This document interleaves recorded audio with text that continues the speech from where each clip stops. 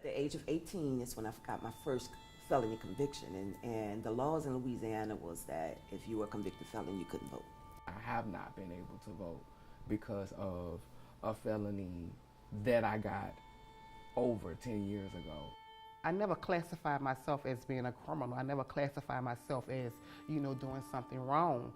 I got a felon because of just holding a conversation. As a youth organizer and teaching just how important it was to vote, I never thought that I would lose my voting rights. In the early 2000s, I was arrested trying to defend myself against a police officer. The judge found me guilty of assault on a public servant and sentenced me to 10 years in prison because I had people from the community who let the judge know the type of person I am, the work that I've done, my whole life, and that's what made him give me the sentence of 4 months and 6 years of shock probation. I feel kind of like I'm in purgatory. I feel like it's like a time warp where you're taking me back to this time where I'm being punished for something, a mistake that I made when I was 23 years old, and here I am, 41, and I'm still being punished for that.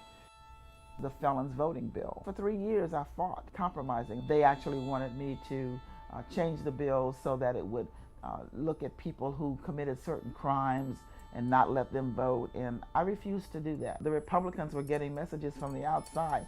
Don't pass this bill, they'll all be Democrats. Why should we do this? Because felons can be put on jurors. And they realized that a lot of these folks who are getting these harsh sentences of long-term parole are African American. I think it has a lot to do, with me being black and poor and just being someone that people want to write off.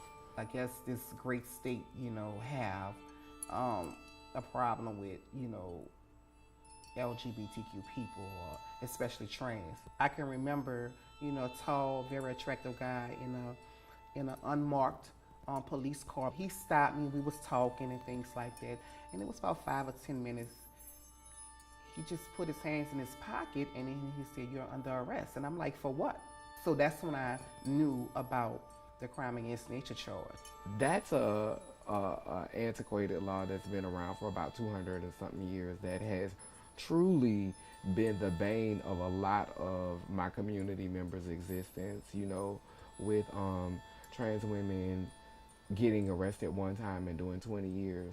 If you plead guilty or found guilty, then you was required to register as a sex offender. Just in the city itself, they had like over 800 people on the sex offender registry because of talking crime. I've never realized that voting was important until now. Recently, Wendy has taken on this campaign and she's gathered a whole bunch of us together to try to get rid of the law. I try to lend my voice in different ways, but unfortunately, I am not able to vote.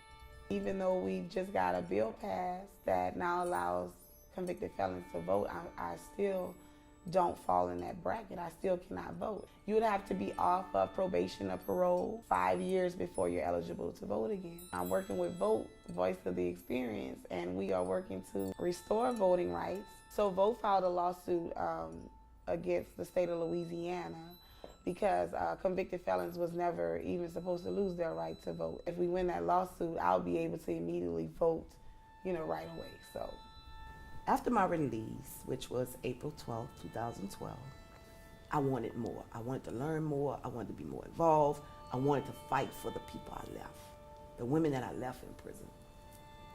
At the age of 43, I voted for the first time. I voted for LaToya for city council. Fast forward, I voted for her in the mayoral race. My vote counted. The most important thing was to give these individuals who were on probation or parole the opportunity to vote before they die. We're not through. We've got to be sure that women were able to take part in all of the criminal justice reform measures. And one of the most serious issues is that reentry programs for men were climbing. Reentry programs for women was very, far and few between in the state of Louisiana. My reentry was not a successful one. I was homeless. I could not find employment my first 90 days out. I didn't have any clothing. I didn't have my own And so society believes that, well, you know, you get out, your family is going to ensure that, well, my family was in poverty when I left, and my family was in poverty when I returned. I just knew women were in prison and nobody's talking about it. Even if they committed an infraction and are behind bars, we've got to be very cognizant about the fact that, you know, these women do need us, that, you know, we need to make sure that they've got the right tools, the right resources, the right education going on for them. We've got to just make sure that they're protected. We've got to be the voice that makes the difference. And if we're the voice that makes the difference, then we can move mountains.